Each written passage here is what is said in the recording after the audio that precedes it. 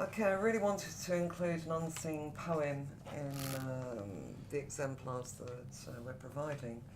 Of course, in examiners' reports, there are a few examples, but this one here, unseen poems. Candidates were presented with two poems. Poem one is called Cat. Poem two is called Cats. Okay, so I just say, well, you know, it's silly to have them with both the same names. Of course, one's singular, one's plural. I wanted to make sure that these poems were accessible for all abilities, and that was a good opener. Yeah, because if nothing else, they can discuss the titles all the same. Yes, that's right. But anyway, some wonderful responses seen. But I just want to draw your attention to this one particular one here. It's rather short. Okay, what have we got? We've got 4 paragraphs. Okay, and I think it's a good one to reassure centres about this area of the paper. It begins this response with a nice point about cats being in charge. We've got an example. There's reference to the verb. Once, of course, it's exploring the language form and structure.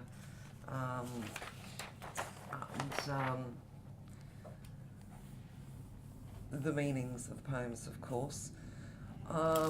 We've got the second paragraph. We've got in contrast it begins, so a discourse marker there, suggesting a comparison. We've got poem 2.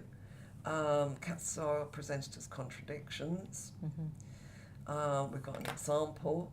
There's reference to the juxtaposition. And I think it deals well, you know, with a point here to support this idea about the contradiction. What I liked was the fact that this candidate has learnt the point, evidence, point, evidence, terminology, explanation, then linked to the next poem. So it's kind of like that Pete format going on there. Definitely a formulaic in approach. But it works. In poem 1, cats are presented as demanding. So it's sharply dealing with the question, because it wants to know that the question is asking about how cats are presented. We've got a quotation. We've got, as you say, a technique. All right. And you know, we've got the discourse markers brought in as well, and in contrast again. We go from poem 1 to poem 2.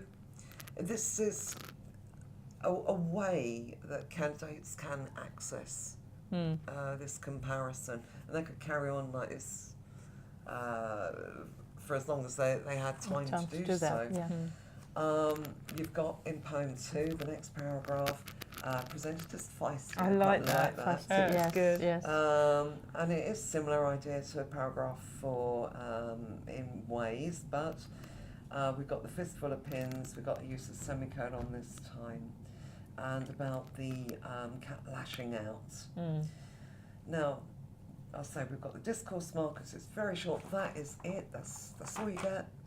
But you've got a couple of language points, a couple of structural points.